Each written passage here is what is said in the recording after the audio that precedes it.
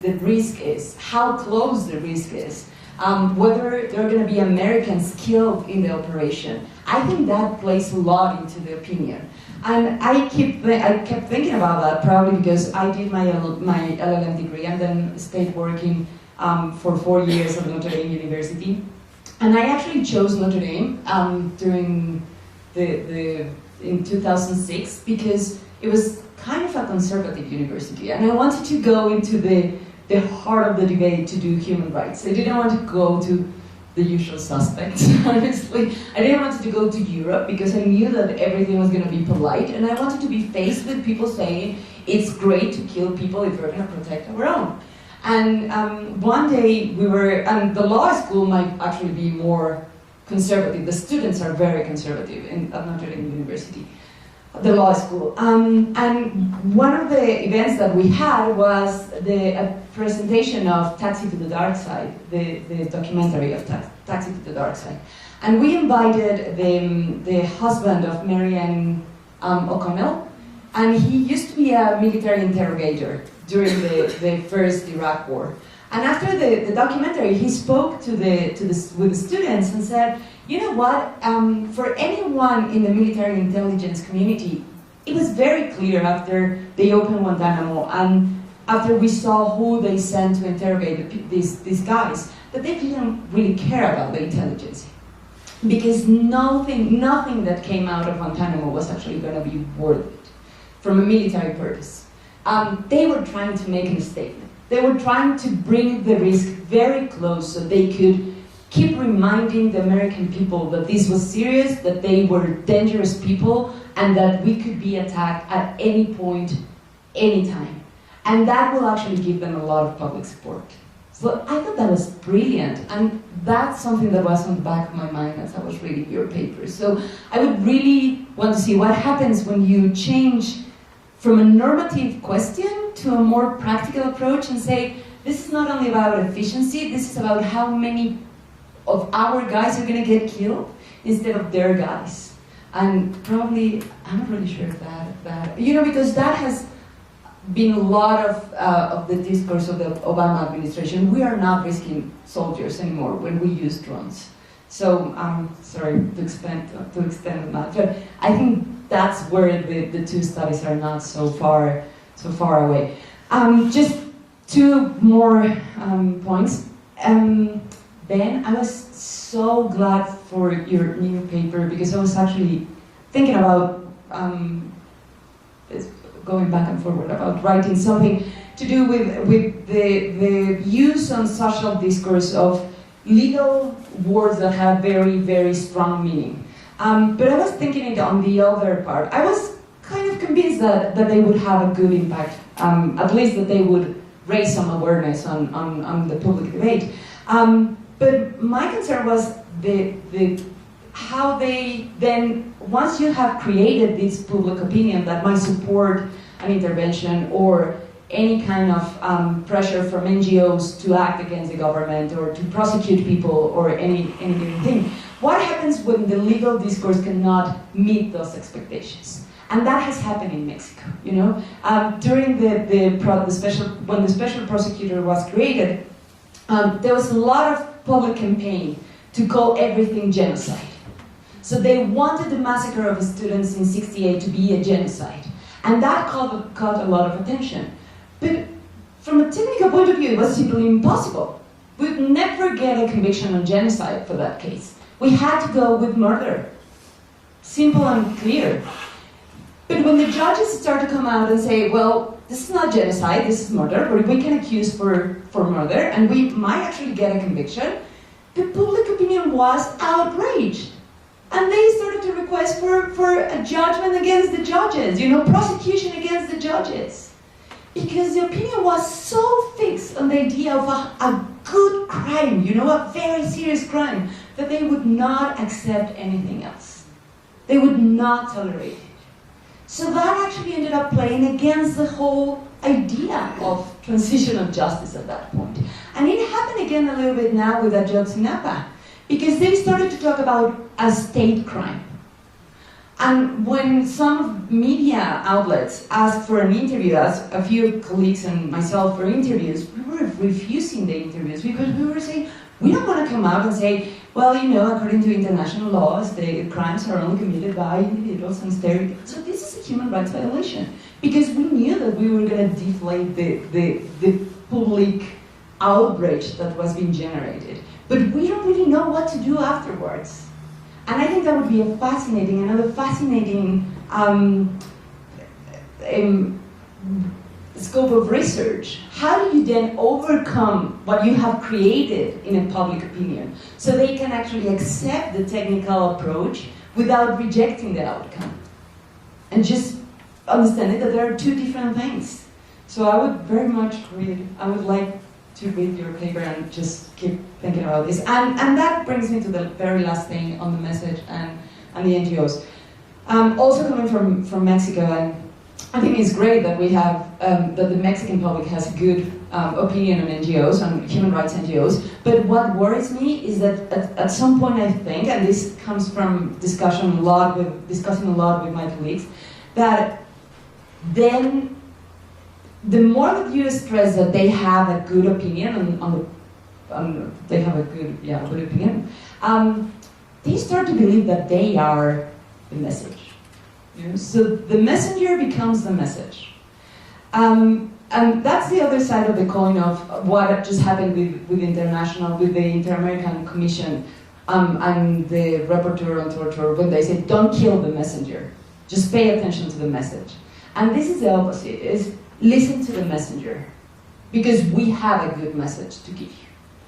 And that creates this idea, and I was thinking about doing focus groups with people that don't agree with you. They don't want to do that. It's almost impossible to get them to talk with people that they don't agree with.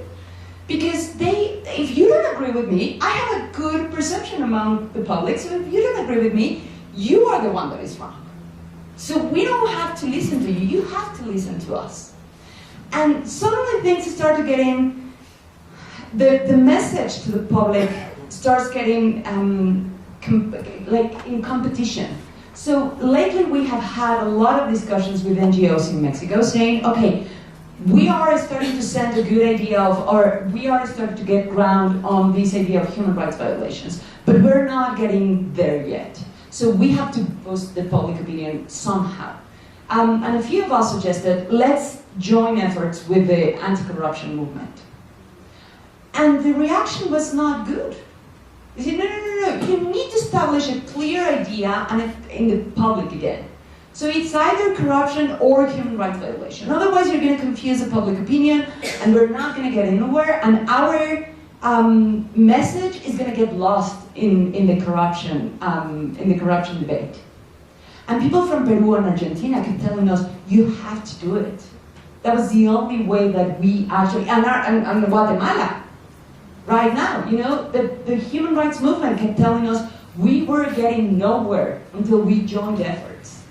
But the more that they felt empowered and received positively by the public opinion, probably the less likely they are to accept this way. So again, how to play with these two ways, you know? It's great that we have a good opinion, but we cannot believe that that's enough. Because that has not been enough in Mexico for 10 years, that has not been enough for the last year, and we don't believe that, or at least some of us don't believe that that's going to be enough in the next 5 years. So, great to see us from the other side.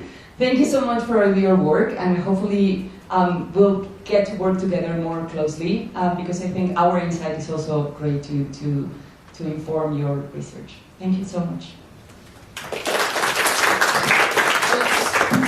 Why don't we have just one or two questions, comments, and then break for lunch? Shannon? Yeah. Is it on? Hello. Okay. I wanted to put some of the point that Jimena mentioned, which is the importance of pulling on the trade-offs. Having spent so much of my life in policy circles, you will often find that there is support in a vacuum for certain types of intervention.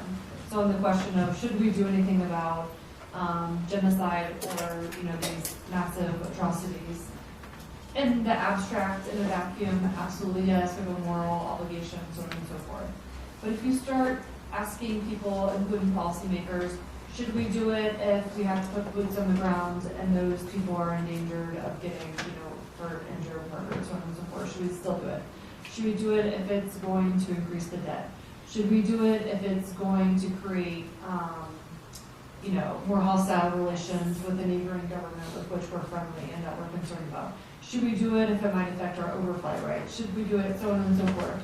And that's where you really start to get, I think, some of the more tepid responses or support for human rights issues is when you put it up against other things that are considered higher priorities. So I would just say, in terms of future research, sort of digging into how would you prioritize these interventions, or how do you view support for human rights against these other things that are oftentimes considered more high priority, seeing where it falls, then I think would be an interesting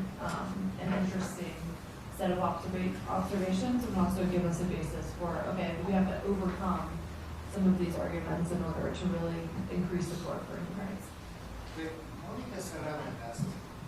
Very quickly, I'm really glad I caused the city to come and attend this meeting. And this panel really made me think a lot about my experience as head of the Center for the Responsibility to Protect in New York. One thing on the paper on attitudes towards human rights and human rights violations and intervention has to do with something we found in the work we did there at the time, which is the perception across countries, particularly those that had experienced mass human rights violations. And I'm talking obviously here about diplomats mostly, but there was in general a very favorable position towards the idea of encapsulating crimes against humanity in the notion of the responsibility to protect. On the research on support for human rights, I was thinking while you were talking, and that connects with transitional justice, something that I have been working as well on, and how would the responses would have appeared had you chosen countries like Argentina, Chile, perhaps Indonesia, and South Africa? Because the sample of countries that you chose are countries, and that's why I think the result is more striking, are countries that are, until at least recently, were not necessarily seen as great supporters of human rights. And there is a chapter in a book I edited recently on the responsibility to protect that contrasts India with Brazil. And there you have the odd situation in which Brazil is a country which perhaps, by comparison, has a much more crowded NGO landscape, and yet the position internationally of the countries is not reflected in terms of that factor in terms of their adherence or support for a more international human rights or more aggressive human rights stand. I would also, I think, encourage you, given the situation we are facing in Mexico, and I think this has a huge bearing on the human rights agenda, and we have no time right now to really delve into it. But the countries that you chose, perhaps with the exception of Nigeria, maybe, but I would tend to think that support for human rights would also be hugely affected by the impact of crises that are related to organized crime and drug trafficking. And, I said Nigeria, with the exception of Nigeria. Nigeria. No, I'm with you. I think Nigeria as well. Yeah. In there around organized crime. How about one more? Yes. My Joe. short question goes to Ben. I'm just wondering if you really took into account social desirability effect when you chose about 300 people for your experiment, and you draw on your conclusion that overwhelmingly, most of them are in favor of doing something about mass killings over there. So I feel like they might have been swayed by the experiment itself. They might have known about the nature of the experiment. So over time, there might have been some socialization effect taking place. My second question goes to Ron, and I don't think it builds on the comment Ted made.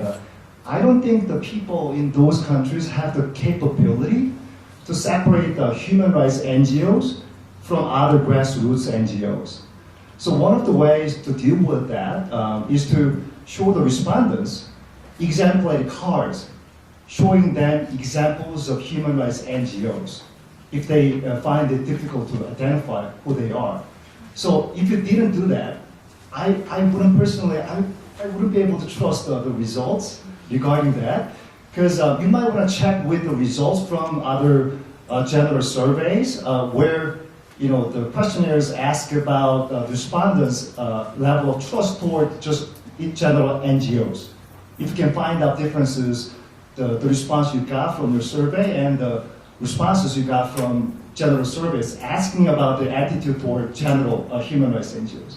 Do you want to answer that, David? No, because we're going to let Amanda and Murdy have the last word for this panel, and then I'm going to encourage the people that talk over the answers over lunch. We got to move things along. Sorry, some of the thing keeping you from lunch. I'll have one question for Sarah and Jim. So I thought it would be Sarah versus Ben in this conversation, but I thought there was a hidden Sarah versus Jim and David, and that was the NGO credibility question. So you find in the United States that NGOs don't have a lot of credibility, and they have less credibility than the US, or less credibility than other sources, and I thought that's really interesting. I did something where I looked at the World Values Survey, and in general I found the opposite, which would be more in line with Jim and David. So the question I would have is does this have to do with Human Rights Watch? Does this have to do with NGOs? Is this US specific? Is this have to do with drones or human rights organizations just incredibly bad at persuading people or being credible about drones? So that's one question. And then second to Ben, very quickly, maybe this is because I hang out with pig farmers in mid-Missouri, but I don't think everyone knows, especially in the United States, the definition of genocide. So, and if they don't, is there any way to prime them about a definition of genocide that is based on some sort of legality? And I didn't see that in what you presented, so maybe that would be something to do in the future. All right, lunch. Great, thanks. All the presenters will have opportunity to answer their questions face to face with their accusers over lunch. And let's break. Follow me, let's go, and we'll come back. Thank you.